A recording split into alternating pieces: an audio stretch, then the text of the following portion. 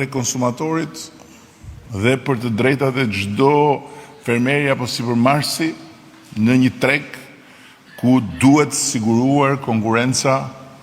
e ndershme dhe duhet të triumfojë gjithnjë merita e atij që është më i Zoti. Prandaj ne i kemi kushtuar një vëmendje të veçantë në këtë fazë procesit të jetësimit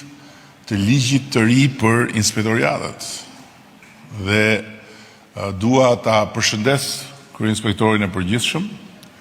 për angazhimin e tij të posaçëm, dua ta përshëndes këtu edhe Blerinën, e cila e ka nisur me themel punën për ta ngritur Agjencinë Kombëtare të Ushqimit në nivelin e kësaj sfide madhore. Dhe duhet i përshëndes të gjithë ata të tjerë që janë të përfshirë në të proces në piramidën e inspektoriatëve. Për të cilët detyrat janë shumë të qarta dhe mbi të gjitha të cilëve u takojnë dy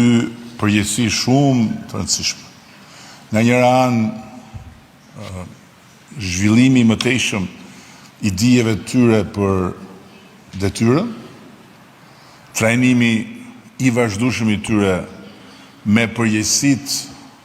dhe me barrën qytetare të detyrës, dhe nga ana tjetër ndërtimi i një kulture dhe i një praktike kontrollesh zyrtare në bazë risku, të harmonizuara dhe të monitoruara nga qendra për t'i dhënë fund një ere mirë në të gjithë inspektoriatet, traditës së vjetër edhe të shëmtuar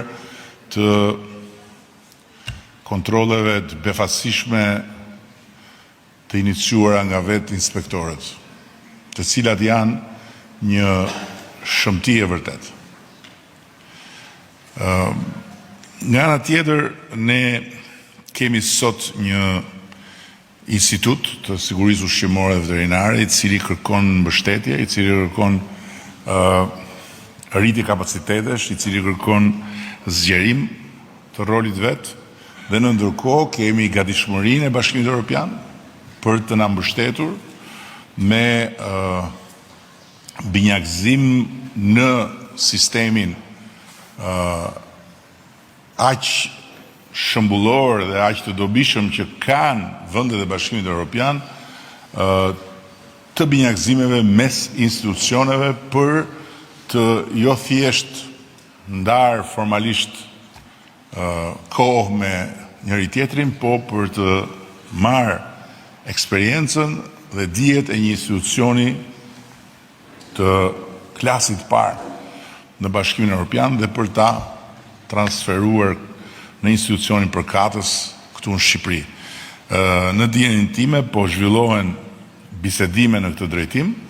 dhe së shpejti ne do të kemi qoftë një binjakëzim të vetë Agjencisë Kombëtare të Ushqimit,